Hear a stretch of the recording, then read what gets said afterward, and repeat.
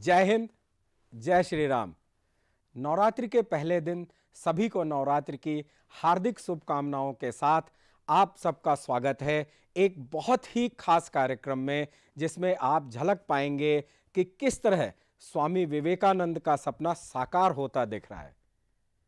स्वामी जी ने कहा था कि अगर बच्चा विद्यालय तक नहीं जा सकता तो विद्यालय को बच्चे तक पहुंचना होगा। अपने देश के लिए एक बहुत बड़ी बात है कि आज शिक्षा का प्रकाश दूर दराज के क्षेत्रों में हम फैलता हुआ देख रहे हैं, और अब एक नई कहावत बनने वाली है कि जहां ना पहुंचे रवि वहां पहुंचे शिक्षा। एकल अभियान के अंतर्गत वन बंधु परिषद द्वारा चलाए जा रहे एकल विद्यालयों में वनवासी एवं ग्रामीण बच्चे शिक्षित हो रहे हैं, और सिर्फ सामान्य शिक्षा ही नहीं बल्कि आज के समय की आधुनिक शिक्षा इन बच्चों तक पहुंच रही है। साथ ही हम भारतीयों के लिए एक गर्व का विषय है कि हमारी भारतीय संस्कृति के संस्कार तथा आचार विचार के साथ भारत के भविष्य का निर्माण किया जा रहा है। आज हम इस शिक्षा स्वास्थ्य संस्कार के साथ राष्ट्रवाद की पताका फहराने वाले कुछ लोगों से इस विशेष कार्यक्रम में हम मिलेंगे और उन्हीं से जानेंगे कि वह अपने क्षेत्र में किस प्रकार के कार्यक्रम चला रहे हैं, और साथ ही जानेंगे उन ग्रामीणों से कि वह किस प्रकार इसका लाभ उठा रहे हैं।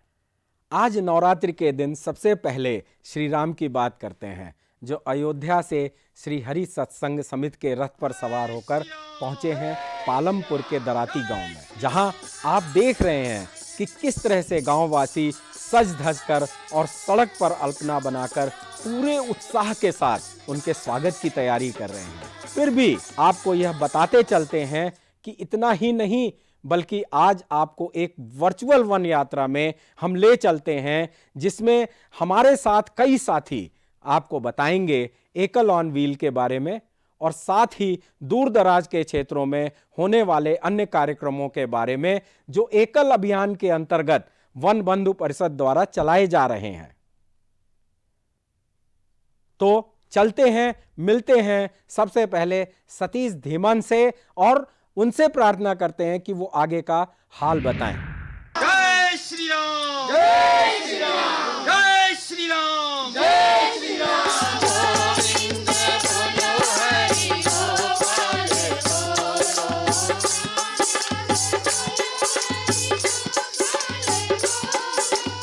गोविंद बोलो हरि गोपाल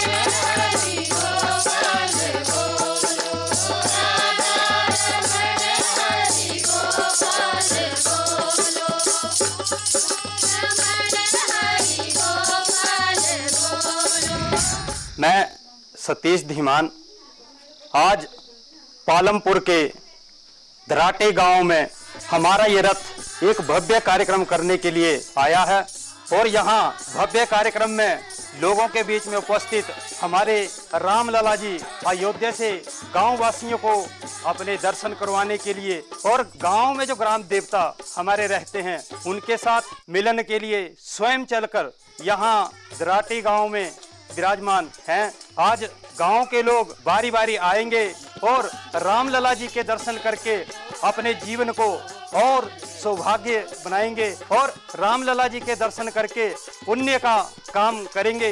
इस पूजन के बाद हमारा एक भव्य सत्संग यहाँ हो रहा है। सत्संग में हमारी व्यास कथाकार जो कि एक सुंदर सत्संग करने लगी हैं।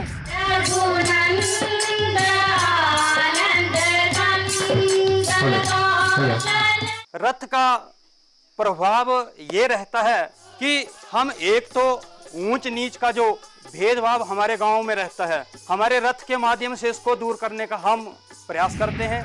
जय श्री राम। मैं इशिता कबीर। ये जो हमारे गांव में रथ का आयोजन हुआ है, इसके लिए मैं आपका बहुत बहुत धन्यवाद करती हूँ। एकल परिवार का बहुत धन्यवाद करती हूँ, क्योंकि इसी के कारण हमारे पूरे गांव में, हमारे पूरे मतलब हमारे पूरे हिमाचल में संस्कार शिक्षा की जागृति हुई है और इससे हर एक बच्चे में, मतलब हर एक बच्चे में, हर एक बूढ़े, हर एक व्यक्ति में संस्कार शिक्षा की जागृति हुई है। इसके लिए मैं आप सभी का बहुत बहुत धन्यवाद करती हूँ। अपने धर्म के प्रति जो हमारी आस्था खत्म होती जा रही है, इसके दर्शन करवाकर हम अपने धर्म को भी सुरक्षित रखना हमारा इसका मुख्य उद्देश्य रहता है। अयोध्या से जो ये रथ आया हुआ है श्री राम जी का, उन भगवान जी को मैं प्रणाम करती हूँ और अपने गांव वासियों की तरफ से भी प्रणाम करती हूँ राम परिवार को। ये रथ दानदाता महोदय श्रीमान लक्ष्मीबाई बंशीधर सिंगल परिवार इंदौर की तरफ से पालमपुर भाग के लिए भेंट किया गया है। इसका मुख्य उद्देश्य कि जो लोग हमारे राम दर्शन के लिए अयोध्या नहीं जा सकते, वो लोग हमारे इसी गांव में रामलला जी के दर्शन करेंगे। जैसे ही हमारे लोग इसके दर्शन करेंगे तो उनके मन में एक आस्था अपने देवी देवताओं के प्रति भी जागृत होगी कि क्यों ना हम लोग अपने घर में ही राम दरबार का पूजन करें, क्योंकि मर्यादा पुरुषोत्तम भगवान राम जी स्वयं चलकर दराटे गांव में आए हैं। ये इन लोगों का और हमारा बहुत ही सौभाग्य है कि खुद रामलला जी इस गांव में प्रवेश किया है। उनका धन्यवाद करती हूँ जिन्होंने इस रथ को डोनेट किया है, दान किया है, उनका भी धन्यवाद करती हूँ, क्योंकि ये हमारे हिमाचल प्रदेश में हमारे पालमपुर को मिला हुआ है। सारे पालमपुर के गांव में जाता है, गांव-गांव में श्री राम जी की कथा सुनाई जाती है। जैसे जैसे हमारा सत्संग आगे आगे चल रहा है, लोगों की उत्सुकता और बढ़ती जा रही है कि हम कब कार्यकर्ताओं से रूबरू हों। पिछले वर्ष भी रथ हमारे इलाके में आया था और एकल विद्यालय को मैं सबसे पहले बधाई देता हूं और आभार भी व्यक्त करता हूं कि आप ये जो जन जागरण अभियान आपने ये चलाया हुआ है, लोगों को सनातन संस्कृति, सनातन धर्म के बारे में और राम भक्ति के बारे में आप गांव-गांव जाकर ये अलख जगा रहे हैं।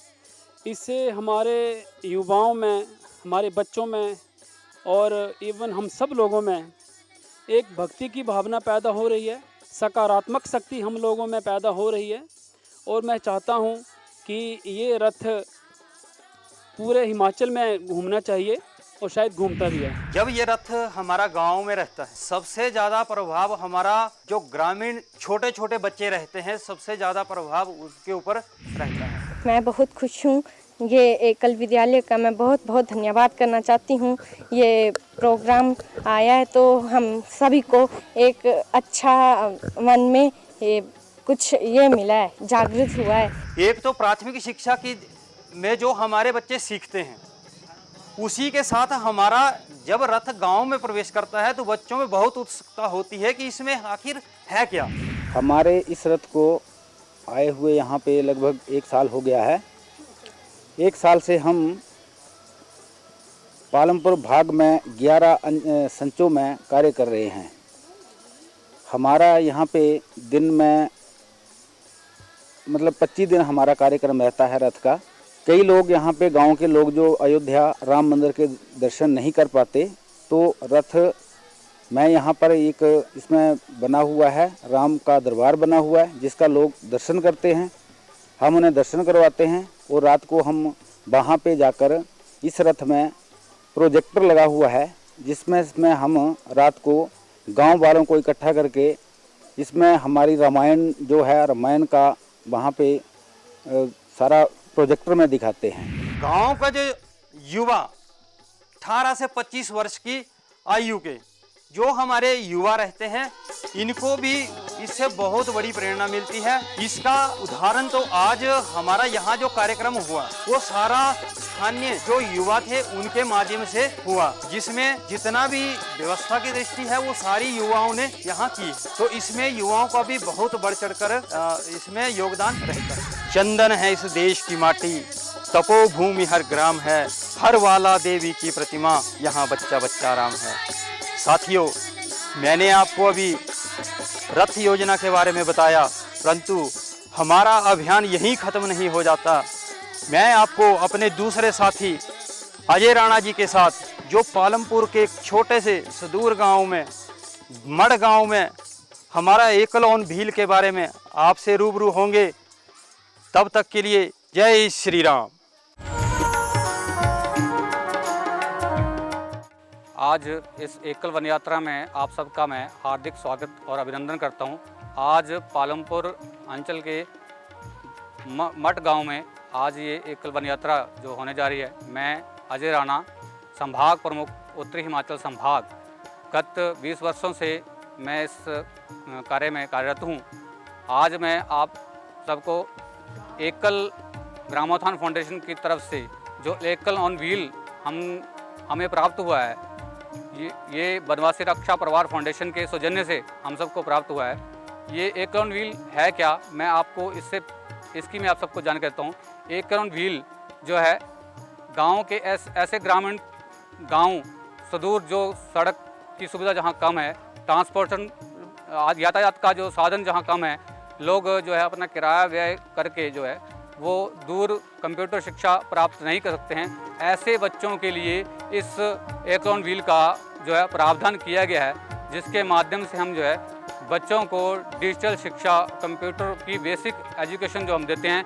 आइए मैं अब आपको ले चलता हूं कि हम किस प्रकार से इस एकल ऑन व्हील में कंप्यूटर की शिक्षा देते हैं। तो हमारे इस एकल ऑन व्हील में हमारे जो टीचर हैं, मैं अंजनी जी के पास आपको ले चलता हूं कि बच्चों को किस प्रकार से पढ़ाया जाता है। जय श्री राम। अंजनी कुमार, एकल ऑन व्हील कोऑर्डिनेटर।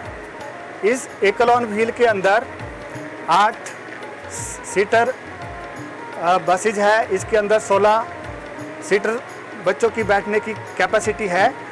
और आज कोरोना काल की वजह से हम इस एकल ऑन व्हील के अंदर केवल एक सीट पर एक ही बच्चे को बिठा पा रहे हैं कि सोशल डिस्टेंसिंग को देखते हुए हम लोग ज़्यादा भीड़ नहीं इसके अंदर कर पा रहे हैं। तो हम लोग इस एकल ऑन व्हील के अंदर बच्चों को डिजिटल इंडिया मिशन प्रोग्राम के अंतर्गत बेसिक कंप्यूटर शिक्षा का नॉलेज देते हैं कि कंप्यूटर क्या होता है, कंप्यूटर के बारे में बेसिक जानकारी, कंप्यूटर कब शुरू हुआ, किसने शुरू किया और कंप्यूटर की कितनी जनरेशन है, हार्डवेयर, सॉफ्टवेयर, कंप्यूटर क्या काम करता है, कैसे काम करता है, इसके बारे में बच्चों को इसके अंदर जानकारी दी जाती है। इसके साथ बच्चों को नोटपैड के माध्यम से टाइपिंग करना, इंग्लिश में, हिंदी में, दोनों हाथ बिना देखे हम लोग बच्चों को टाइपिंग करना सिखाते हैं। साथ में वर्ड पैड के अंदर हम बच्चों को कि कैसे हम लोग इसके अंदर टेक्स्ट करते हैं, कि टेक्स्ट को कैसे मूव करते हैं, कैसे बैक करते हैं, अप करते हैं, डाउन करते हैं, ये सारा चीज़ बच्चों को वर्ड पैड के अंदर हम लोग एक एक चीज़ इनको बताते हैं। इसके साथ आगे माइक्रोसॉफ्ट वर्ड के अंदर भी हम लोग बच्चों को कैसे उसमें लेटर टाइप किया जाता है, एड्रेस पता टाइप किया जाता है, कैसे डॉक्यूमेंट वहाँ पर सेव किए जाते हैं, होम, इंसर्ट में सारी चीज़ें हम लोग वर्ड के अंदर बच्चों को करवाते हैं। इसके साथ MS एक्सेल के माध्यम से बच्चों को हम लोग बताते हैं कि कैसे इसके अंदर बायोडाटा क्रिएट किया जाता है। 10 बच्चों का, 20 बच्चों का, 100 बच्चों का हम लोग MS एक्सेल के माध्यम से बच्चों को बायोडाटा क्रिएट करना, मार्क लिस्ट बनाना, फार्मूले लगाकर इसके अंदर कैसे हम लोग 100 लोगों के, 200 लोगों का, 1000 लोगों का कैसे एक साथ ग्रेड किया जाएगा, कैसे रिजल्ट बनाया जाता है, ये सारी चीज़ हम लोग MS एक्सेल के अंदर बच्चों को फार्मूले लगाकर बताते हैं। कंप्यूटर वैन के अंदर कुछ ऐसी फैसिलिटी है कि जैसे हम गर्मी के दिनों में गाड़ी के अंदर फैन लगे हुए हैं, फैन के अंदर की हम लोग 2 घंटे की क्लास के अंदर आराम से बैठ सकते हैं। और साथ में यहाँ बच्चों को पढ़ाने के लिए एक बड़ी स्क्रीन लगी है, जिसके माध्यम से हम लोग बच्चों को यहाँ कंप्यूटर से इसको कनेक्ट किया है और यहाँ LED के माध्यम से हम लोग प्रेजेंट करते हैं और बच्चों को यहाँ से हम लोग समझाते हैं। और इस गाड़ी को के इलेक्ट्रिक इसके अंदर हम लोग इन्वर्टर लगे हैं, इन्वर्टर को चार्ज करके इसके अंदर इलेक्ट्रिक पैदा होती है और उसके द्वारा ये हमारा पूरा सिस्टम इसके अंदर रन होता है, जिससे कि ये सारे फैन चले हुए हैं, यहाँ पर लाइटिंग है और ये LED और सारे लैपटॉप को हम लोग इसके माध्यम से चार्ज भी करते हैं और पूरे दिन की जो क्लासेज है इसी इन्वर्टर को चार्ज करने के बाद ही हम लोग कर पाते हैं। जैसा कि अभी आपने देखा कि अंजनी जी हमारे एकल व्हील के टीचर, एकल व्हील में क्या पाठ्यक्रम रहता है, कैसे बच्चों को पढ़ाया जाता है, वो आपने देखा। अभी बच्चों ने क्या सीखा है, कैसे बच्चे पढ़ते हैं, वो अब हम होते हैं बच्चों के साथ रूबरू। जय श्री राम। अगर हमारे गांव में एकल ग्रामोत्थान फाउंडेशन की गाड़ी नहीं आती तो मैं कंप्यूटर सीखने से वंचित रह जाती, क्योंकि आज इन्हीं की वजह से हम लोग ऑनलाइन बैंकिंग, ऑनलाइन रिजर्वेशन ये सब काम सीख पाए हैं, जो हम ग्रामीण क्षेत्र में रहकर इन सब कामों से बिल्कुल वंचित थे। मैं इसके द्वारा notepad, MS Excel, MS PowerPoint, notice वगैरह सब कुछ सीख चुका हूँ। ऑनलाइन फॉर्म कैसे भरते हैं और जो इसके बल पर है मैं सब कुछ जो है वो अपने फ़ोन पर कर सकती हूँ। आज मैं ऑनलाइन ट्रांजैक्शन कर सकता हूँ, मैं अपने घर का बिजली का बिल भी पे कर सकता हूँ। मैंने कभी सोचा नहीं था कि यहाँ पे एकल विद्यालय की गाड़ी भी आएगी, नहीं तो हमें पालमपुर में जाना पड़ता था कंप्यूटर सीखने के लिए। जय श्री राम।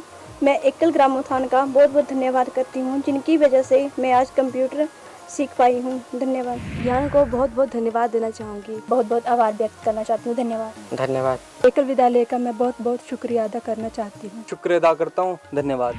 जैसा कि आप सब ने देखा एकल व्हील के माध्यम से हम किस प्रकार से बच्चों में शिक्षा दे रहे हैं।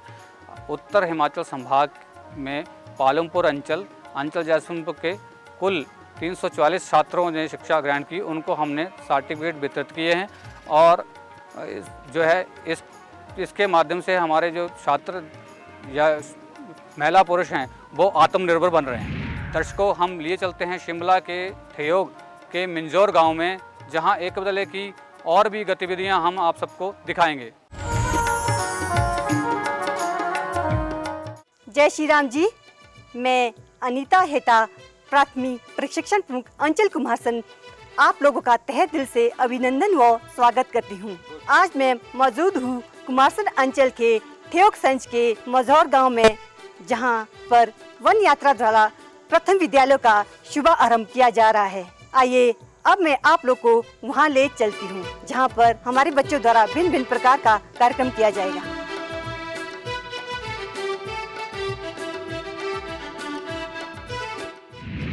जय श्री राम जी। हिंदू धर्म के अनुसार जो भी शुभ कार्य शुरू किया जाता है वो दीप प्रज्वलन करके शुरू किया जाता है। अब मेरा मुख्य अतिथि महोदय श्री शिवराम जी व उनके साथ आए सदस्य आए और दीप प्रज्वलन कर हमारे इस कार्यक्रम का शुभ आरंभ करें।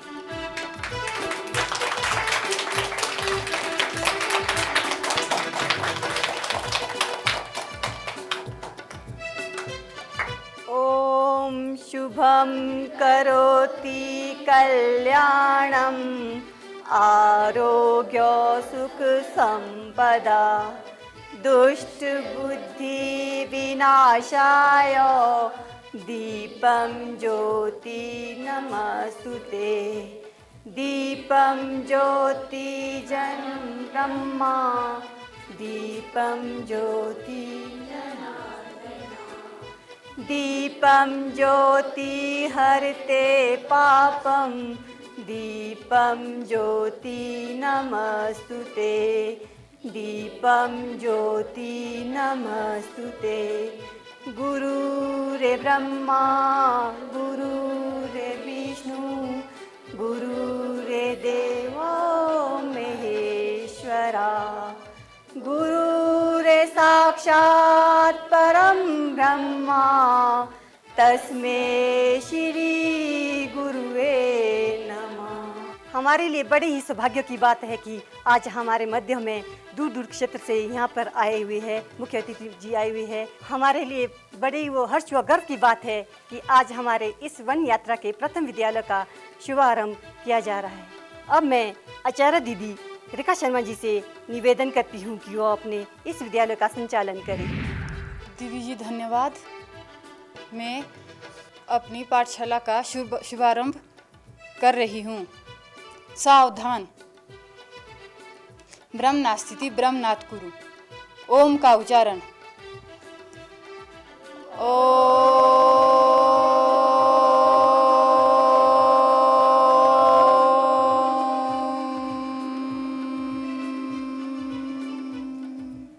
गायत्री मंत्र।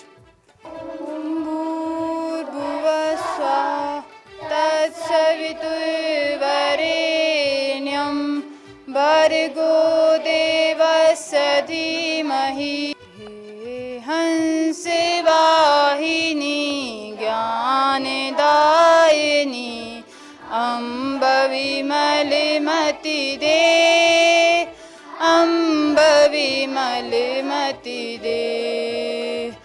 जग सिर मोरे बनाए भारत, वह बल विक्रम दे, अम्ब विमलमति दे।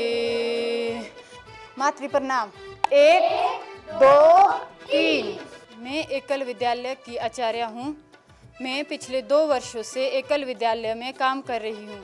मेरे पास 20 बच्चे रोज़ पढ़ने आते हैं और यहाँ पर गांव वालों का बहुत ही अच्छा सहयोग मिलता है, जिसके कारण मैं एकल विद्यालय को चलाने में बहुत खुशी महसूस करती हूँ। सब माता पिता अपने बच्चों को यहाँ भेजते हैं। बच्चों को यहाँ पर जैसे सुबह अपने माता पिता का पैर छूने और यहाँ पे विद्यालय में चौपाई, भोजन मंत्र सिखाए जाते हैं। आचार्य दीदी जो सिखाती है हम उसका पालन करते हैं। मैं रोज विद्यालय में पढ़ने आता हूँ। मैं रोज उठ के मम्मी पापा को प्रणाम करती हूँ। इस कोरोना महामारी में मैं रोज एकल विद्यालयों में योग करने आती हूँ। हमारी आचार्य दीदी कोरोना काल से बचने के लिए हमें सिखाती है कि हमें रोज़ सुबह उठ के योग करना चाहिए और मास्क लगाकर ही बाहर जाना चाहिए और हाथ धोने चाहिए। हमारी आचार्य दीदी हमें सिखाती है कि हमें खाना खाने से पहले अच्छे से हाथ धोने चाहिए। मैं मास्क पहन के घूमने जाती हूँ। अभी तक आप लोगों ने देखा कि एकल विद्यालय किस प्रकार से शुरू किया जाता है। अब मैं आपको सीधे पोषण वाटिका ले चलती हूँ, जहाँ पर हम अपनी जैविक खेती करते हैं। अभी तक आप लोगों ने एकल अभियान में इस वन यात्रा में एकल विद्यालय के शुभारंभ के बारे में जानकारी प्राप्त की। अब आपको हम पोषण वाटिका में ले चलते हैं, जहाँ पर हम ग्राम समिति श्रीमती शांता जी से पोषण वाटिका के बारे में विस्तृत जानकारी प्राप्त करेंगे। मैं ग्राम समिति की सदस्य श्रीमती शांता शर्मा आपको अपनी साग सब्जी के बारे में, पोषक वाटिका के बारे में कुछ बताना चाहूँगी। हमारे पोषक वाटिका में साग सब्जी इस प्रकार से उगाई गई है।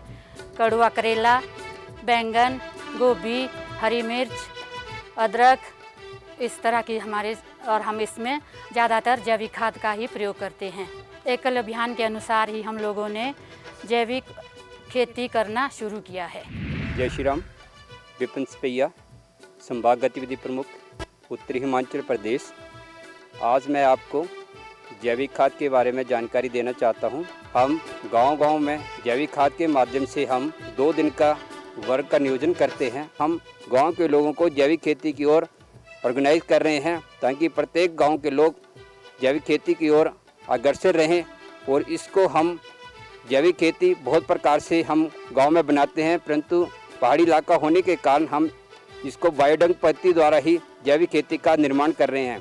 इसको कैसे बनाया जाता है? सबसे पहले हम 7x3 का एक प्लेन स्थान लेते हैं। उसके ऊपर हम 1 kg गोबर और 3 लीटर पानी का घोल बनाकर उसके नीचे हम छिड़काव करते हैं। छिड़काव करने के बाद उसके ऊपर हम सूखा कचरा डालते हैं। सूखा कचरा डालने के बाद हम उसके ऊपर उस घोल का छिड़काव करते हैं। उसके बाद हम जो पुराना 15 दिन का गोबर है उसके ऊपर हम गोबर डालते हैं। उसके ऊपर फिर हम छिड़काव करते हैं। इस प्रकार जहाँ तक हमारा हाथ पहुँच सके वहाँ तक हम इस प्रकार की 5 या 7 ले बनाते हैं। ले बनाने के बाद इसको हम काले पॉलीथीन से ढक देते हैं और ये खाद जो है हमारी दूम बीनने में बनकर तैयार हो जाती है। और ये खाद हमारी, जैसे हमारी चाय पत्ती होती है उसी प्रकार ये खाद बनती है और गांव के लोग इसको अपना रहे हैं और इसका फ़ायदा भी हो रहा है। जय श्री राम जी। मेरा नाम सुरजीत कौर है, भाग अभियान प्रमुख, बाग पालमपुर। मैं आज आपको अपने विद्यालय का सोख्ता गड्ढे के बारे में जानकारी देना चाहती हूँ। ये जो है आप देख रहे हैं, ये जो हमारा हैंडपंप लगा है, ये हमारा सार्वजनिक प्लेस है। यहाँ पे लोग जो है वो पानी भरते हैं। इसके नीचे जो हमने सोख्ता गड्ढा बनाया हुआ है, सोख्ता गड्ढा इसलिए बनाया जाता है ताकि जो यहाँ का वेस्टेज पानी है वो इस गड्ढे में जाए, यहाँ वहाँ ना जाके एक ही जगह इकट्ठा हो जाए और इससे ना तो आसपास गंदगी फैलती है और हमारा वातावरण भी शुद्ध रहता है। मैं आपको सोख्ता गड्ढा बनाने की विधि बताती हूँ। सबसे पहले हम 3x3 का एक गड्ढा करते हैं। सबसे पहले नीचे हम एक छोटे छोटे कंकड़ डालते हैं, उसके ऊपर रेत डालते हैं, उसके ऊपर कोयला डालते हैं, कोयले के ऊपर फिर हम रेत डालते हैं। रेत के ऊपर जो है इसके ऊपर नारियल के छिलके डाले जाते हैं। यहाँ हमारे हिमाचल में नारियल नहीं होता है, इसके लिए हम जूट की बोरी का उपयोग कर रहे हैं। उसके ऊपर हमने जूट की बोरी लगा रखी है। जूट की बोरी इसलिए लगाई जाती है ताकि जो ऊपर कोई गंदगी या कोई जब हम हाथ धोते हैं कोई गंदा पानी आ जाए तो ये बोरी के ऊपर इकट्ठा हो जाता है, तो हम इस बोरी को उठा के साफ कर देते हैं। इससे जो है हमारा नीचे जो पानी जाता है उसका नीचे जो है वाटर लेवल भी ठीक रहता है, ज़मीन के नीचे हमारा वाटर लेवल ठीक रहता है और हमारा वातावरण शुद्ध रहता है। जय श्री राम जी। दर्शकों, अभी तक आप लोगों ने देखा पोषण वाटिका के बारे में। अब मैं आप लोग को ले चलती हूँ देहासंज के बाला गांव, जहाँ पे हमारा एकल विद्यालय चलता है, जहाँ पर हमारे सदस्यगण भी मौजूद है। जय श्री राम जी। हंसा वर्मा, भाग प्रशिक्षण प्रमुख, भाग रामपुर, अंचल कुमारसन के संच देहा के विद्यालय ग्राम बाला में इस वन यात्रा में मैं आप सभी का हार्दिक स्वागत व अभिनंदन करती हूँ। आइए मैं ले चलती हूँ आपको विद्यालय की ओर, जहाँ बच्चों को किस तरह से प्रशिक्षित किया जाता है और किस तरह की शिक्षा दी जाती है। हिंदू पद्धति के अनुसार हमारा जो भी कार्य किया जाता है वो दीप प्रज्वलित कर किया जाता है। तो मेरा यहाँ की ग्राम समिति से आग्रह है कि इस कार्यक्रम का शुभारंभ करें दीप प्रज्वलित करके।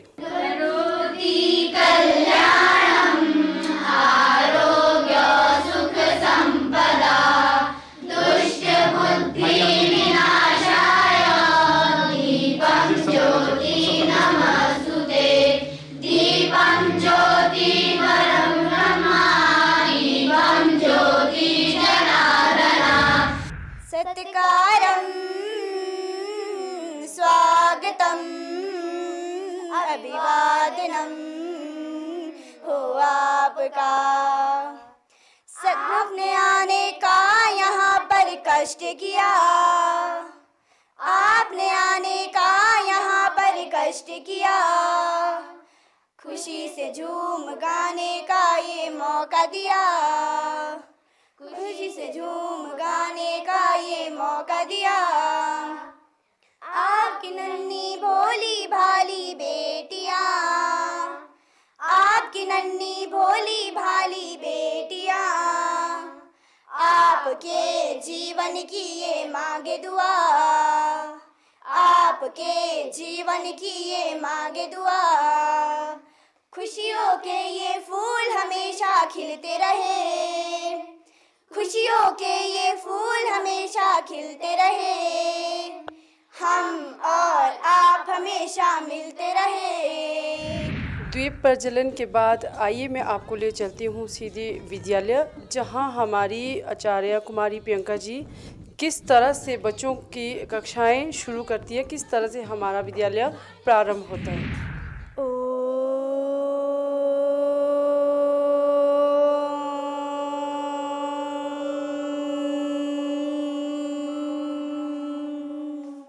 गायत्री मंत्र। ओम भूर्भुवः स्वाहा तत्सवितुर्वरेण्यं भर्गो देवस्य धीमहि धियो यो न प्रचोदयात्। भाषा क्या है? भाषा से क्या समझते हो आप? एक दूसरे से बात करना। गणित में क्या क्या करते हैं हम गणित में पहाड़ी 5 तक और गिनती। स्मृति, हमारे प्रधानमंत्री जी का क्या नाम है? माननीय श्री नरेंद्र मोदी जी। 12 पंजे कितने होते हैं? 60। आप बोलो 13 का पहाड़ा बोलो। 13 एकम 13, 13 दूनी 26, 13 तीन 39, 13 चौक। जैसे कोरोना के दौरान जैसे आप कहीं बाहर से जाते हो, कहीं भी जाते हो, ठेक जाते हो, बलक जाते हो, तो आप जब घर वापस आते हो तो आप सबसे पहले क्या करते हो? सबसे पहले स्नान करते हैं, अच्छे से अपने हाथ वगैरह धो लेते हैं, कपड़े चेंज कर लेते हैं। तमन्ना, आप संस्कार से क्या समझते हो? सबसे पहले जब मैं घर जाती हूँ अपने जूते सीधे रखती हूँ, फिर अंदर जाके अपने मम्मा पापा के पैर छूती हूँ, सुबह उठ के भी अपने मम्मा पापा के पैर छूती हूँ और उनका कहना मानती हूँ। हाथ आगे ऊपर कर लो, फिर से सीधे सावधान, हाथ बाजू ऊपर ताली, फिर से सीधे सावधान। जय श्री राम जी। मेरा नाम प्रियंका है, मेरा निवास स्थान कुठार में है, संच देहा है। मैं विद्यालय बाला की आचार्य हूँ। मेरे पास कोरोना के दौरान 20 विद्यार्थी एकल में शिक्षा पाने के लिए आते हैं, जिसमें मैं आजकल इन्हें सबसे पहले संस्कार पक्ष करवाती हूँ और उसके बाद जो हमारे विद्यालयों में पढ़ाए जाने वाले 7 विषय है उसके बारे में बताती हूँ। और फिर हमारा होता है इसमें योगासन, जिसमें हम संधि विच्छेद वगैरह ये सब कुछ कराते हैं।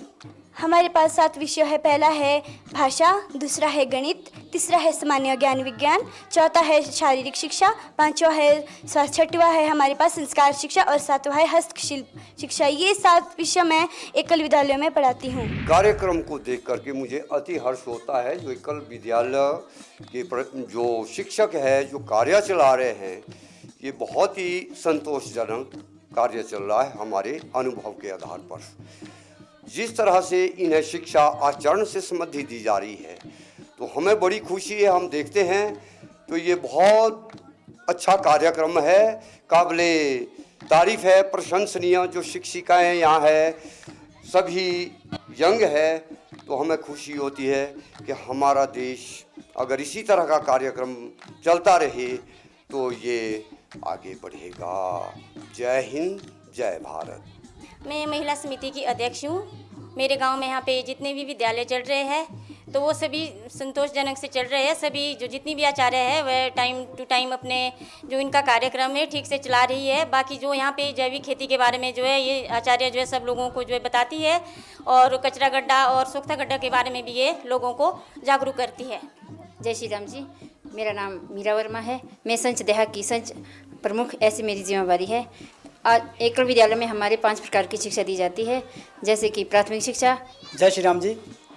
केवल राम अंचल गतिविधि प्रमुख अंचल कमासन।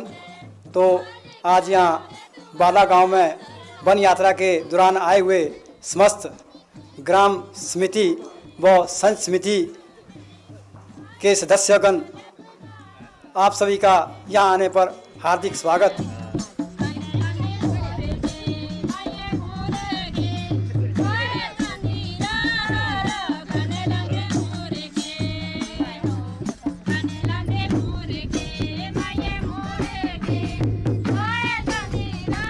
जैसे आप लोगों ने देखा कि हमारे विद्यालय ग्राम बाला में जिस तरह एकल विद्यालय अपना प्रकाश फैला रहा है, अब मैं आपको सीधे ले चलती हूँ अपने अगले गांव बागा सराहन, जहां हमारे कार्यकर्ता हमारे साथ जुड़े हैं। जय श्री राम जी। मैं सुनीता, अंचल प्रशिक्षण प्रमुख अंचल रामपुर। मैं आप सभी का एकल विद्यालय में स्वागत व अभिनंदन करती हूँ। मैं रामपुर अंचल के संच बागीपुल के विद्यालय ग्राम सरान में उपस्थित हूँ, जो 8000 फीट की ऊंचाई में स्थित है। यहाँ पे जो एकल विद्यालय के द्वारा बच्चों को योग व खेल व गांव वालों को लोक नृत्य के लिए जो जागरूक शिक्षा करवाई जा रही है, इसके लिए मैं आप सभी को ले चलती हूँ अपनी आचार्य दीदी जी के पास, जिनका नाम श्रीमती रीता जी है। जय श्री राम जी। धन्यवाद सुनीता दीदी जी। जैसे कि हम एकल विद्यालय में 7 शिक्षाएं पढ़ाई जाती है, इनमें से हम बच्चों को योग खेल भी करवाया जाता है। एकल विद्यालय के माध्यम से बच्चों की प्रस्तुति आपके सामने पेश करना चाहते हैं।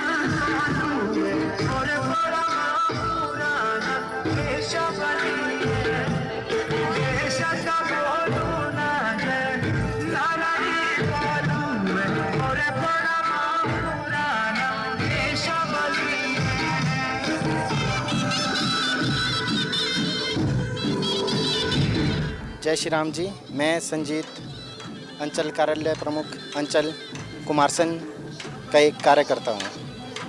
आज देश की स्थिति कोरोना काल में बहुत ही गंभीर हो गई है, जिससे हमारी अर्थव्यवस्था में काफ़ी उतार चढ़ाव आ गया है।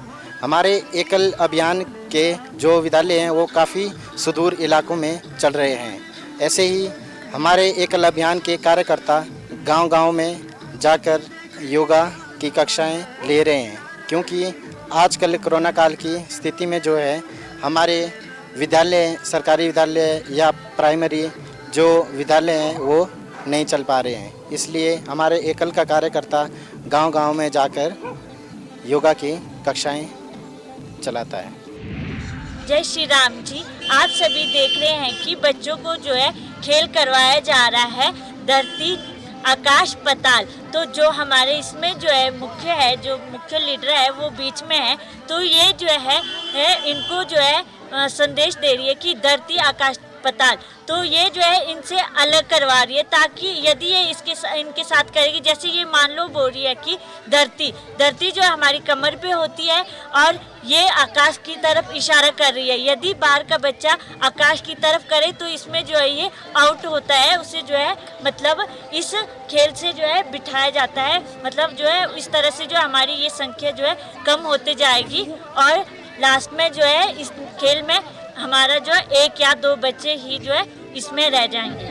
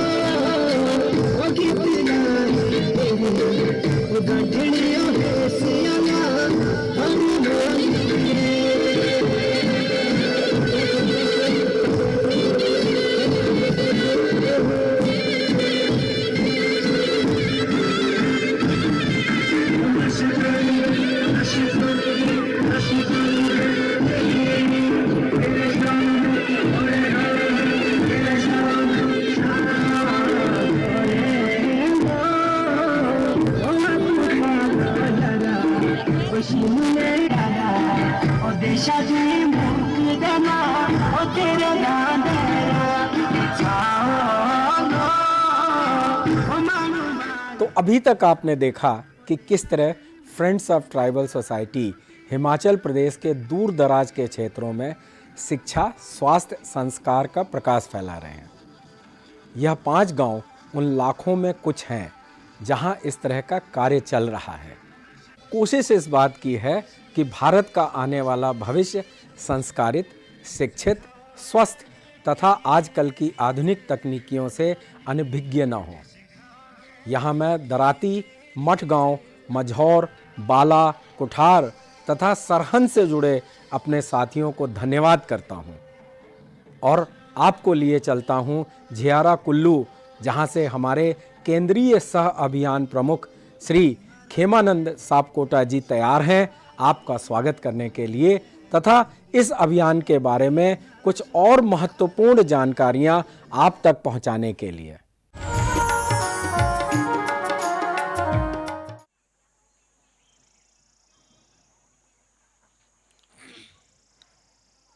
धन्यवाद आरपी सिंह जी, आपने इस वन यात्रा के कार्यक्रम को सुचारू रूप से आगे बढ़ाया। अब मैं आपको इस गांव में अब हमारे सभी जो दर्शक हैं, हमारे अभिभावक हैं, हमारे जो नगरीय कार्यकर्ता हैं या ग्रामीण सभी कार्यकर्ताओं का मैं एकल अभियान की तरफ से ये हमारे रामपुर अंचल के जियारा गांव में हार्दिक स्वागत तथा अभिनंदन करता हूं। इस गांव में मैं दिल्ली से चलकर लगभग 700 किलोमीटर की यात्रा तय करके हम यहाँ आए हैं और यह गांव कुल्लू जिला और शिमला जिला, किन्नौर इसके बीचों बीच पड़ता है। वैसे हमारे कनेक्टिविटी, इंटरनेट कनेक्टिविटी की वजह से थोड़ा सा हमने इस एरिया को चुना। वैसे तो मेरे पीछे आप देख रहे हैं ये जो चोटियां हैं, ऊंची ऊंची जो पहाड़ है उसके ऊपर भी हमारे विद्यालय हैं, लेकिन थोड़ा इंटरनेट कनेक्टिविटी के लाइव कनेक्टिविटी को देखते हुए हमने ये गांव चुना। फिर भी ये गांव हमारा लगभग 7,000 फुट लगभग इसकी हाइट है, यहाँ से मैं बोल रहा हूँ। और जो पीछे हमारे जो तमाम गांव दिख रहे हैं, इसे चोटियों में हमारे एकल विद्यालय चलते हैं, जहाँ कई किलोमीटर कार्यकर्ताओं को पैदल चल के भी कई जगह जाने होते हैं, फिर भी यहाँ एकल विद्यालय चल रहे हैं। अभी तक हम लोगों ने एकल विद्यालय के अलग अलग गतिविधियों का दर्शन किए हैं। इस गांव में हम ये देखने जा रहे हैं कि आखिर इन सब कार्यक्रमों के द्वारा हमारे एकल विद्यालय में आखिर परिणाम क्या हुआ, ये सब गतिविधियों के साथ हमारा इम्पैक्ट क्या है, सोशल इम्पैक्ट क्या हुआ, गांव को क्या फ़ायदा हुआ, ग्रामवासियों को क्या फ़ायदा हुआ।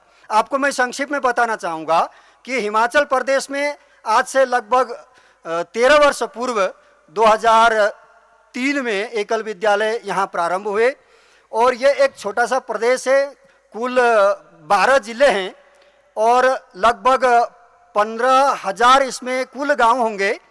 फिर भी 8,500 गांव में आज एकल विद्यालय के प्रत्यक्ष विद्यालय चल रहे हैं। हिमाचल प्रदेश में 8,500 के करीब विद्यालय हैं और या एक छोटा सा राज्य और इतने सारे विद्यालय, आपके मन में कई बार प्रश्न भी आते होंगे, लेकिन मैं आपको बताना चाहूँगा कि यह जो स्थान है, ये जो जगह है, ये जो हिमाचल प्रदेश है, सामरिक दृष्टि से कई दृष्टियों से बहुत ही महत्वपूर्ण जगह है। आपको मालूम है जब चाइना के, चीन के अत्याचार से तिब्बत के लोग उनको अपना देश छोड़ के जब शरण लेना पड़ा, तो इसी हिमाचल के धर्मशाला में जो तिब्बती लोग यहाँ शरण लेते हैं, उसके साथ चीन के साथ बहुत बड़ी लंबी चौड़ी सीमाएं इस हिमाचल प्रदेश के साथ लगती है। हम आपको बताना चाहेंगे हम बिल्कुल ही सीमा से काफ़ी करीब इस समय हैं और हमारे जो सीमावर्ती इलाके में सभी जगह एकल विद्यालय संचालित है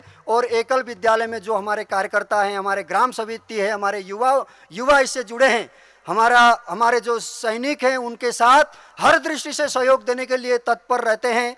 और आज हम आपको इस गांव में हमारे एकल विद्यालय के द्वारा जो परिवर्तन हुए उसके बारे में हम बताना चाहेंगे और आगे का जो इस विद्यालय के कार्यक्रम का संचालन, ये अभी हम आपको प्रत्यक्ष विद्यालय सब दिखा चुके हैं। यहाँ केवल अभी देखिए ये हमारा वन यात्रा का क्लोजिंग सेशन अंतिम चरण होने के बाद इस गांव में एक प्रकार का फंक्शन जैसा, उत्सव जैसा वातावरण बना हुआ है। सभी ग्रामवासी उत्सुकता से आप लोगों को स्वागत कर रहे हैं।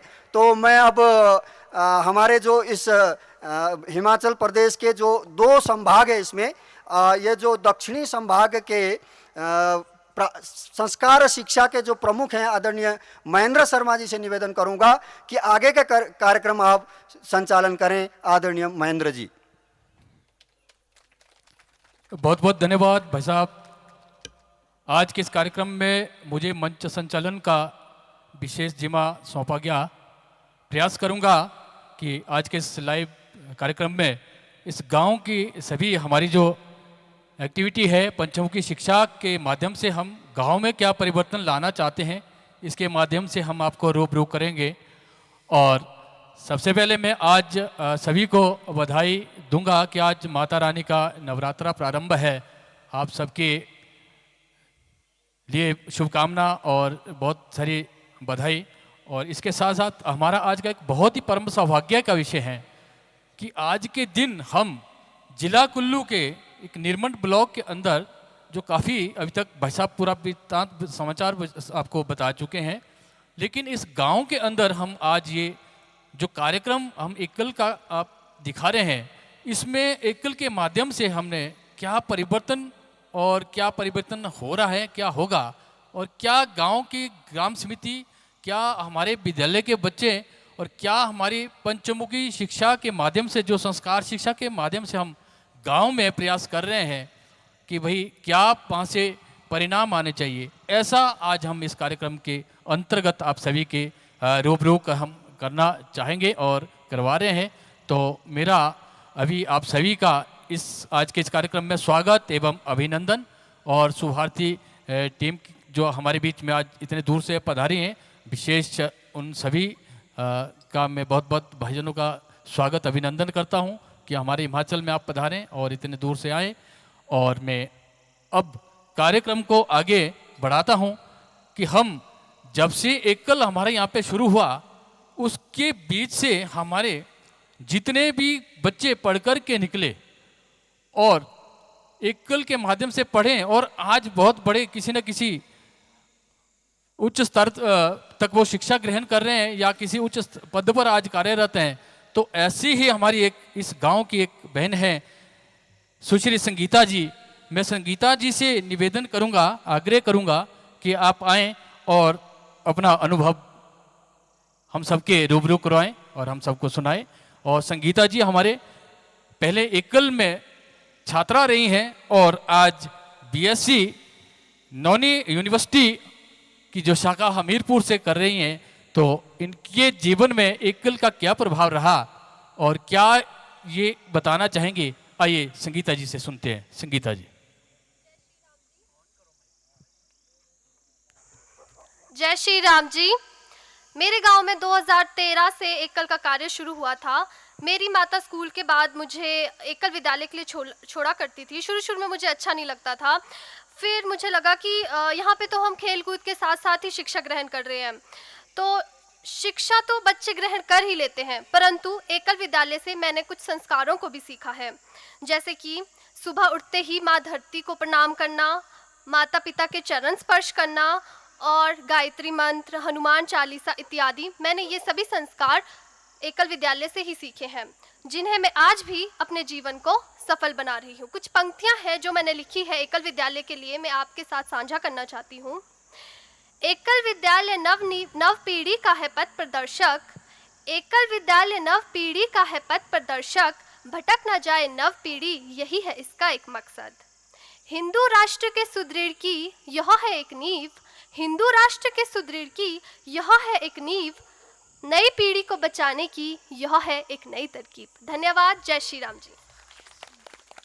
बहुत बहुत धन्यवाद बहन संगीता जी का कि जिनके जीवन में एकल एक ब्रह्मास्त्र बनकर के आज जिनके जीवन की कुछ एक शुरुआत, जब तक एकल में कुछ संस्कार सीखे हैं उनके बिना शुरुआत नहीं होती हैं। तो ऐसा अनुभव हमारी बहन संगीता जी ने हम सबके सामने रखा कि एकल में जब से मैं आई तो आज भी मैं भले ही यूनिवर्सिटी में गई हूँ, बीएससी कर रही हूँ, लेकिन जो एकल के संस्कार हमको उस समय प्रथम द्वितीय कक्षा में पढ़ रही थी तब से मुझे जो मिला है, तो आज भी मेरे जीवन के लिए वो एक अंग बन गया है, उनको अनुसरण करती हूँ। इसके साथ साथ मैं अब इसी गांव की जो हमारी बहन श्रीमती मीनाक्षी जी, श्रीमती मीनाक्षी जी इस गांव की बहन है। इनकी बच्ची आजकल हमारे एकल विद्यालय में पढ़ रही है, तो उनको क्या बदलाव एकल में जाकर के हुआ और घर में कैसे संस्कारित रहते हैं और क्या घर के अभिभावकों को, माता पिता को, सभी परिवार कुटुंबजनों को उनके से सीखने को मिल रहा है और कैसा अनुभव ये करते हैं कि हमारा बच्चा एकल में पढ़। तो मैं बहन मीनाक्षी से आग्रह करूंगा कि आप आएँ और अपनी जो बात आप रखेंगे कि आपको क्या अनुभव होता है कि हमारा बच्चा आज एकल के विद्यालय में पढ़ रहा है। बहन मीनाक्षी जी। जय श्री राम जी। मैं मीनाक्षी हूँ, ग्राम झारा की हूँ और मेरा बेटा निखिल इस विद्यालय में पढ़ रहा है आजकल और इसमें बहुत कुछ सीखने को मिल रहा है। जैसे कि पहले स्कूल से आते थे और पूरे भटकते थे, अब ऐसा कुछ नहीं है। ऐसे अब आते हैं स्कूल से सीधे ये एकल विद्यालय हो जाते हैं और उनके माध्यम से खेल कूद हर एक चीज़ की सीख मिल रही है उनके लिए। जैसे कि आप सभी जानते होंगे आजकल नशे के विषय में, आजकल जब जहाँ भी देखो जैसे भी देखो बच्चे अरे पूरे भटकते रहते हैं क्योंकि वो नशे के बीच जा रहे हैं। इसीलिए मैं सबको यही सीख दूंगी कि सबके बच्चे आएँ और एकल विद्यालय के माध्यम से इसको आगे बढ़ाएं। और मैं अपनी महिलाओं इस ग्रामवासी महिला मंडल के सभी महिला मंडल झारा के इसमें समिति के अंतर्गत आपको ऐसा शिक्षा बोलती हूँ कि मैं सबको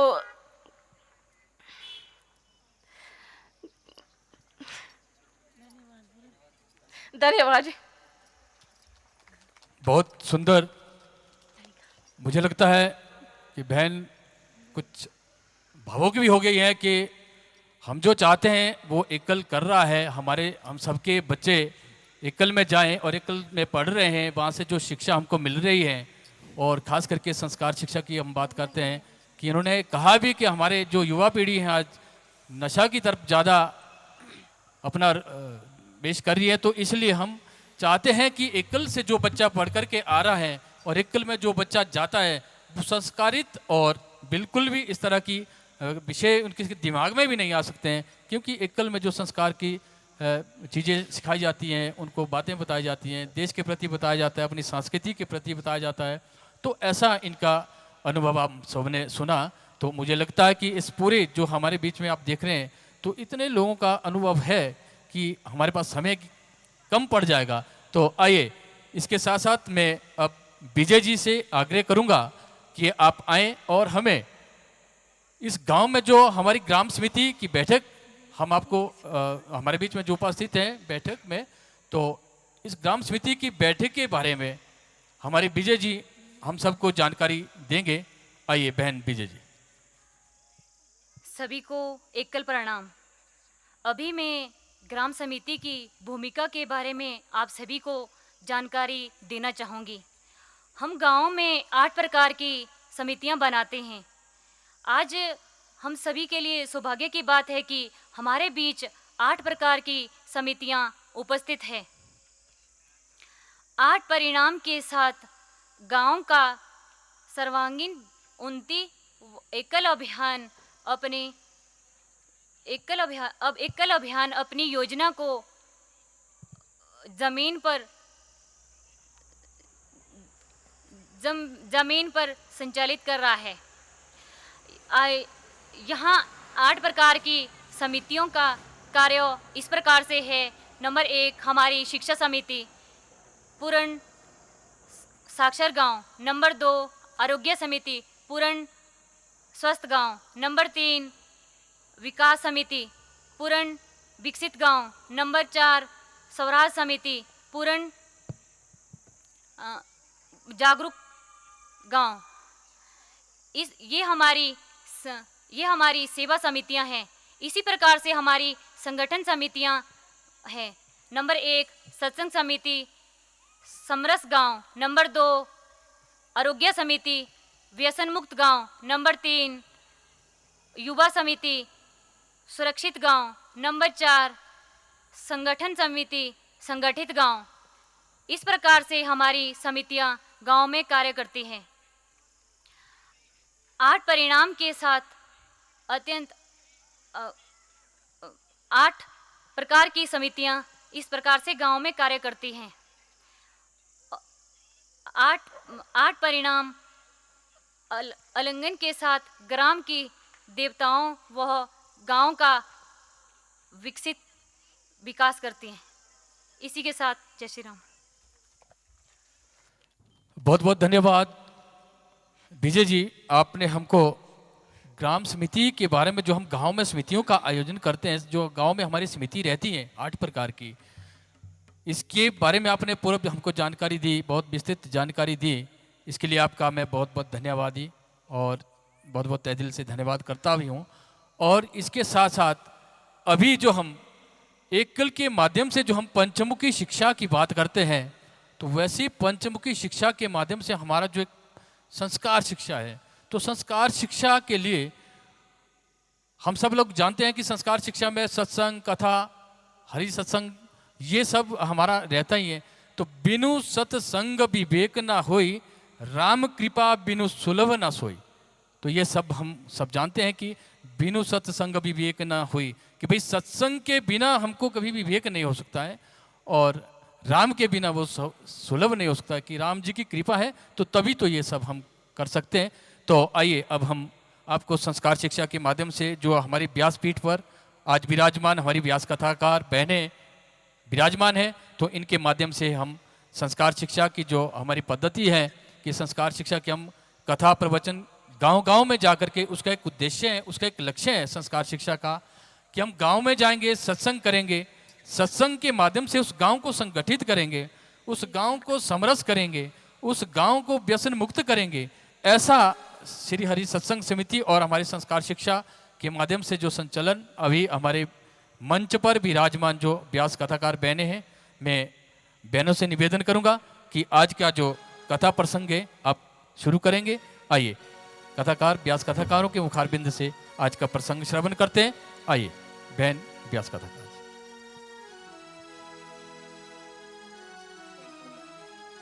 सावधान, ओमकार स्थिति।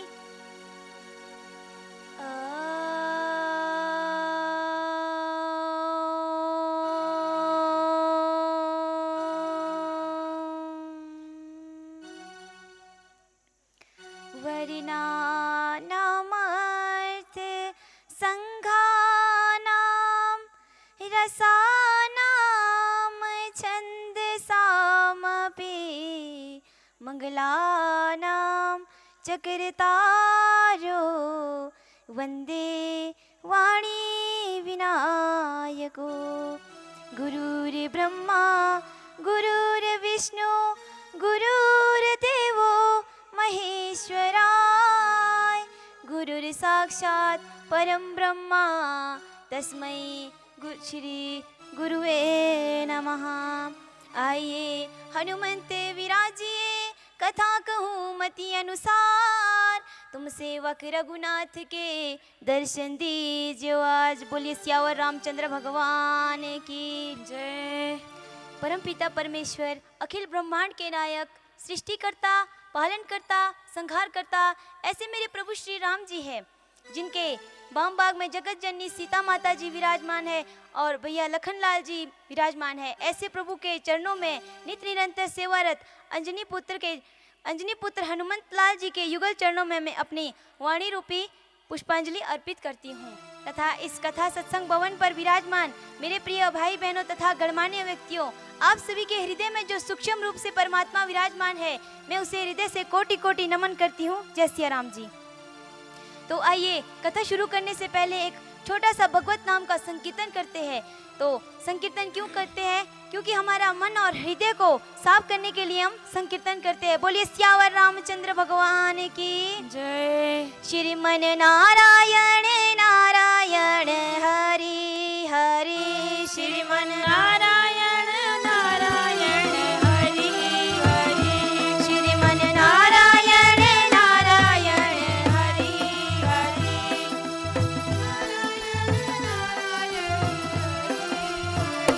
बड़ी लीला प्रभु है न्यारी न्यारी, हरि हरि तेरी लीला सबसे न्यारी न्यारी, हरि हरि श्रीमन नारायण नारायण हरि हरि, भजमन नारायण नारायण हरि हरि, भजमन नारायण नारायण हरि हरि। बोलिए सियावर रामचंद्र भगवान की। आप सभी ने सुना तो होगा, गोस्वामी तुलसीदास महाराज जी कहते हैं कि जिन हरि कथा सुनई नहीं काना, श्रवण रंध्र अहि भवन समाना। जिन्होंने भगवान की कथा को श्रवण ही नहीं किया है, वो कान सांप के बिल के समान माने गए हैं।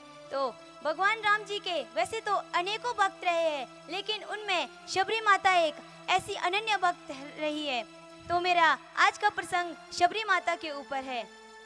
तो बोलिए शबरी माता की जय। सियावर रामचंद्र भगवान की जय। तो आपने सभी ने सुना होगा कि कलयुग केवल नाम आधारा, सुमिरी सुमिरी नर उतरई पारा, कि कलयुग में केवल भगवान को पाने के लिए नाम सुमिरन करने मात्र से ही भवसागर से पार हो जाते हैं। लेकिन शबरी माता एक ऐसी माता थी जिनको भगवान को पाने के लिए कई जन्म लेने पड़े थे। उन्हें जैसे सूर्यमुखी जीव नामक उन्हें पहला जन्म मिला था और दूसरे जन्म में वो महारानी के रूप में जन्म लिया था। लेकिन तीसरा जो जन्म हुआ था वह जन्म उन्होंने स्वयं मांगा था। त्रिवेणी संगम में जाकर वहां पर उन्होंने अदम से अदम जाति, नीच जाति, गरीब घर में मांगा था। तो उनके जो गुरु होते हैं वे मतंग ऋषि जी होते हैं, वे मतंग ऋषि जी की शिष्य होती है। तो एक दिन ऐसा आता है जब मतंग ऋषि जी समाधि में लीन हो जाते हैं और उन्हें कहते हैं कि तुम्हें जल्दी भगवान राम जी के दर्शन होने वाले हैं। तो शबरी माता बहुत प्रसन्न हो जाती है। वह कहती है कि हम तब तो मुझे भगवान राम जी के दर्शन होंगे। तो राम जी के दर्शन करने के लिए वह हर रोज जाकर मीठे मीठे बैर चुन चुन कर पहले खुद चखती है और बाद में मीठे मीठे बैर टोकरी पर निकाल कर रख लेती है। तो एक दिन वह रास्ते में फूल सजा रही होती है और मतंग ऋषि जी ने उन्हें कहा होता है कि जिस प्रकार से राम जी आएंगे उन्हें पता चल जाता है।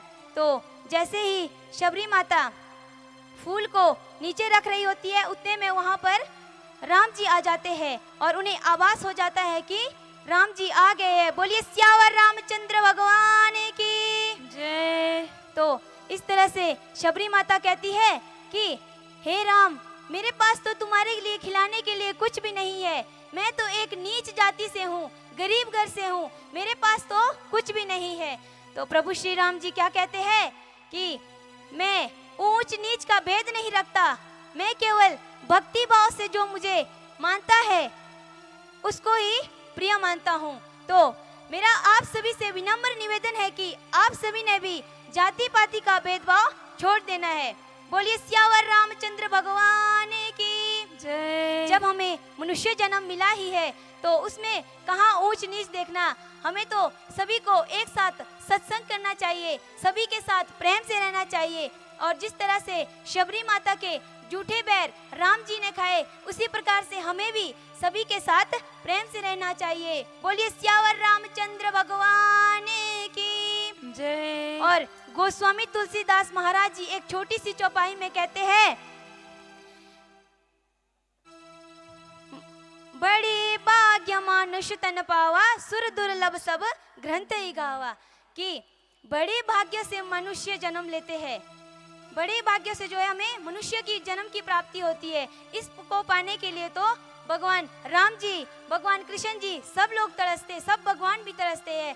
आप सभी ने देखा ही होगा जब भगवान राम जी का जन्म हुआ होता है तो किस प्रकार से अनेकों भगवान उनकी सहायता के लिए धरती पर मनुष्य रूप में आते हैं। बोलिए सियावर रामचंद्र भगवान की जय। तो आइए हम एक छोटे से भजन के माध्यम से आगे की कथा को श्रवण करते हैं। बोलिए सियावर रामचंद्र भगवान की जय।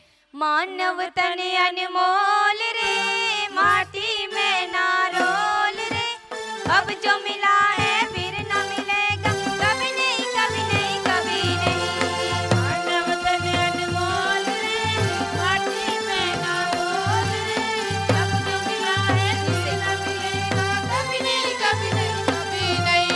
मानव तन अनमोल रे, माटी में ना रोल रे, अब जो मिला है फिर न मिलेगा, कभी नहीं कभी नहीं कभी नहीं। मानव तन अनमोल रे, माटी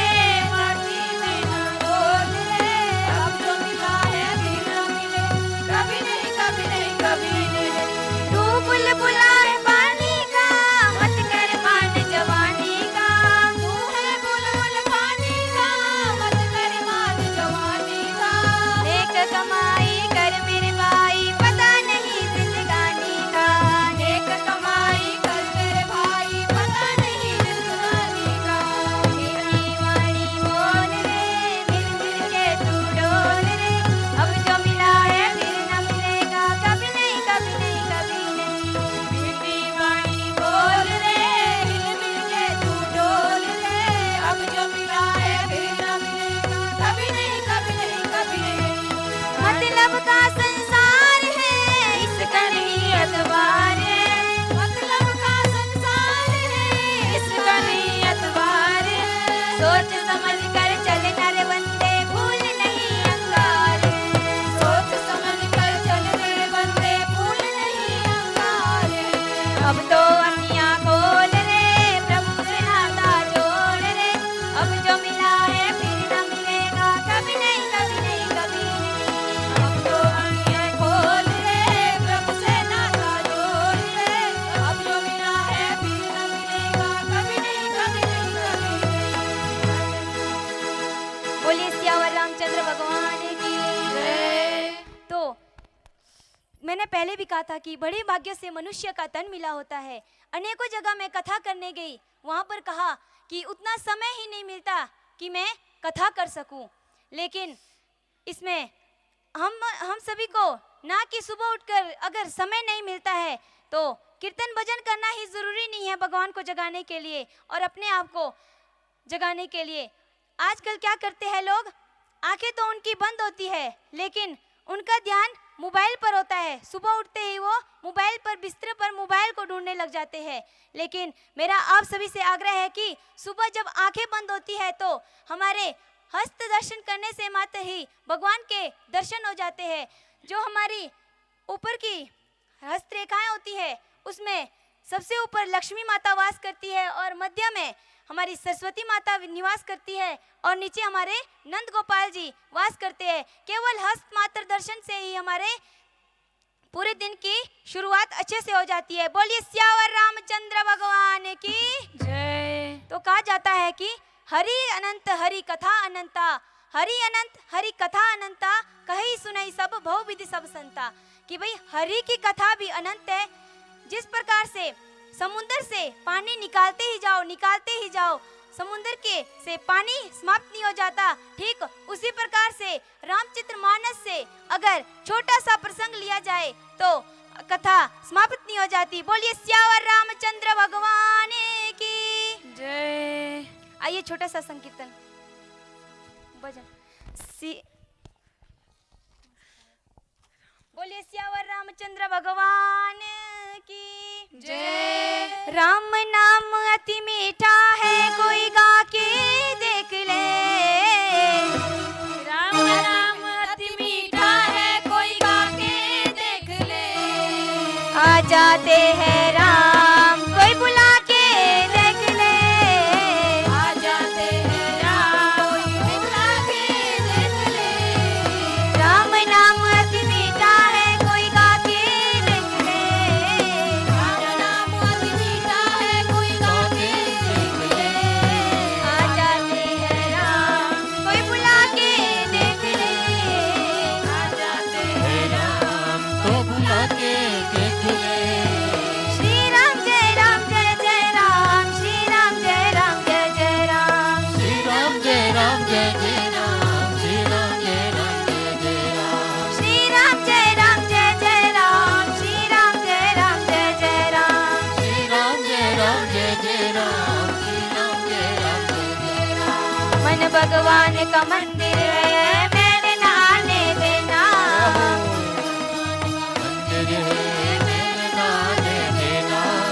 मन भगवान का मंदिर है, मैंने न आने देना।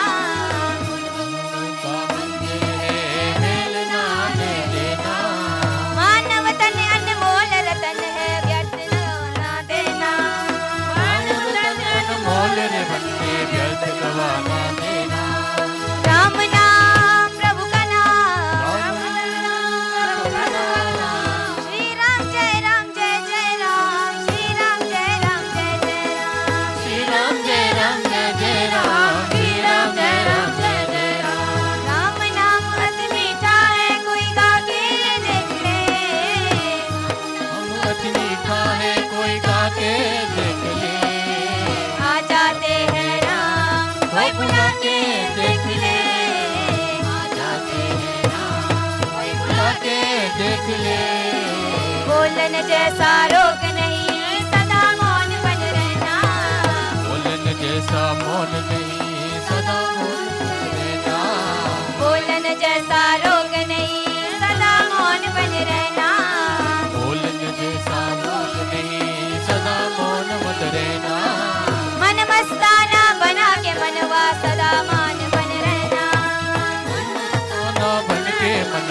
सदा कृपा करना। श्री राम जय राम जय जय राम, श्री राम जय राम जय जय राम, श्री राम जय राम जय जय राम, श्री राम जय राम जय जय राम। श्री राम जय राम जय जय राम, श्री राम जय राम जय जय राम, श्री राम जय राम जय जय राम, श्री राम जय राम जय जय राम। राम नाम अति मीठा है, कोई गा के देख ले, राम नाम अति मीठा है, कोई गा के देख ले। आ जाते हैं राम, कोई बुला के देख ले, आ जाते हैं राम, कोई बुला के देख ले। श्री राम जय राम जय जय राम, श्री राम जय राम जय जय राम, श्री राम जय राम जय जय राम, श्री राम जय राम जय जय राम, श्री राम जय राम जय जय राम, श्री राम जय राम जय जय राम, श्री राम जय राम जय जय राम, श्री राम जय राम जय जय राम। बोलिए सियावर रामचंद्र भगवान की जय हो। जयकारा मशेरा वाली दा बोल साचे दरबार की जय। मैं तो लाई हूँ दाने अनार के, अनार के, मेरी मैया के 9 दिन बाहर के। मैं तो लाई हूँ दाने अनार के, अनार के, मेरी मैया के 9 दिन बाहर के। मैं तो लाई हूँ दाने अनार के, अनार के, मेरी मैया के 9 दिन बाहर के। तो लाई हूँ दाने अनार के, अनार के, मेरी मैया के 9 दिन बाहर के। ढोलकी वाले तेरा क्या जाएगा, ढोलक वाले तेरा क्या जाएगा, ढोलक वाले तेरा क्या जाएगा। ढोलक वाले तेरा क्या जाएगा। मेरी मैया का कीर्तन हो जाएगा, मेरी मैया का कीर्तन हो जाएगा। मैं तो ढोलक बजाऊं बड़े प्यार से, बड़े प्यार से, मेरी मैया के 9 दिन बाहर के। मैं तो जय हो। बड़े प्यार से, बड़े प्यार से, मेरी मैया के 9 दिन बाहर के। मैं तो लाई हूँ दाने अनार के, अनार के, मेरी मैया के 9 दिन बाहर के। दाने अनार के, अनार के, मेरी मैया के 9 दिन बाहर के। और चिमटे वाले तेरा क्या जाएगा, चिमटे वाले तेरा क्या जाएगा, और चिमटे वाले तेरा क्या जाएगा। चिमटे वाले तेरा क्या जाएगा। मेरी मैया का कीर्तन हो जाएगा, मेरी मैया का कीर्तन हो जाएगा। मैं तो चिमटा बजाऊं बड़े प्यार से, बड़े प्यार से, मेरी मैया के 9 दिन बाहर के। चिमटा बजाऊं बड़े प्यार से, बड़े प्यार से, मेरी मैया के 9 दिन बाहर के। मैं तो लाई हूँ दाने अनार के, अनार के, मेरी मैया के 9 दिन बाहर के। मैं तो दाने हजार के, हजार के, मेरी मैया के 9 दिन बाहर के। हलवे वाले तेरा क्या जाएगा, हलवे वाले तेरा क्या जाएगा, हलवे वाले तेरा क्या जाएगा। मेरी मैया का जाएगा, मेरी मैया का कीर्तन हो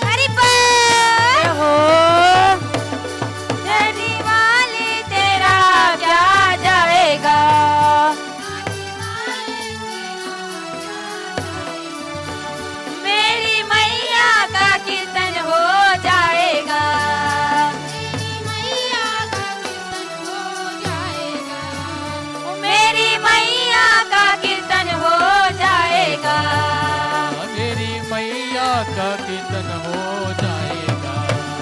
मैं तो ताली बजाऊं बड़े प्यार से, बड़े प्यार से, ओ मेरी मैया के 9 दिन बहार के।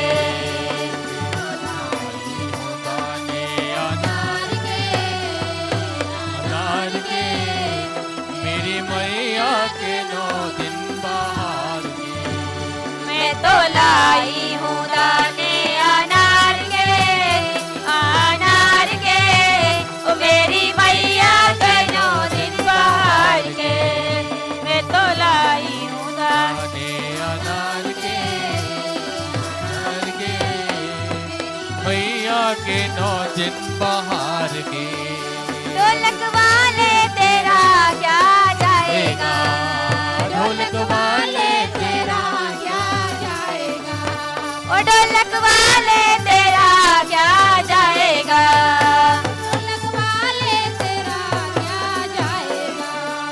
मेरी मैया का कीर्तन हो जाएगा, मेरी मैया का कीर्तन हो जाएगा। मैं तो ढोलक बजाऊं बड़े प्यार से, बड़े प्यार से, मेरी मैया के 9 दिन बहार के। मैं तो ढोलक बजाऊं बड़े प्यार से, बड़े प्यार से, मेरी मैया के 9 दिन बहार के। मैं तो लाई हूँ दाने अनार के, अनार के, मेरी मैया के 9 दिन बहार के। कैसे मैं मनाऊं रे मेरा बोला न माने, बोलने को कैसे मैं मनाऊं रे मेरा बोला न माने, बोले को कैसे मैं मनाऊं रे मेरा बोला न माने, बोले को कैसे मैं मनाऊं रे मेरा बोला न माने, बोला न माने मेरा शंकर न माने, बोला न माने मेरा शंकर न माने, बोले को कहो रे मेरा बोला न माने, बोले को कैसे मैं मनाऊं रे मेरा बोला न माने, बोले को कैसे मैं मनाऊं रे मेरा बोला न माने, बोले को कैसे मैं मनाऊं रे मेरा बोला न माने। बोले को बाए न लड्डू न पेड़ा, बोले को बाए न लड्डू न पेड़ा, बोले को बाए न लड्डू न पेड़ा, बोले को बाए न लड्डू न पेड़ा। मांगे कहाँ से लाऊं रे मेरा बोला न माने, मांग कहाँ से लाऊं रे मेरा बोला न माने, बोले को कैसे मैं मनाऊं रे मेरा बोला न माने, बोले को कैसे मैं मनाऊं रे मेरा बोला न माने, बोला न माने मेरा शंकर न माने, बोला न माने मेरा शंकर न माने, बोले को कैसे मैं मनाऊं रे मेरा बोला न माने, बोले को कैसे मैं मनाऊं रे मेरा बोला न माने। बोले को बाए न हाथी न घोड़ा, बोले को बाए न हाथी न घोड़ा, बोले को बाए न हाथी न घोड़ा, बोले को बाए न हाथी न घोड़ा।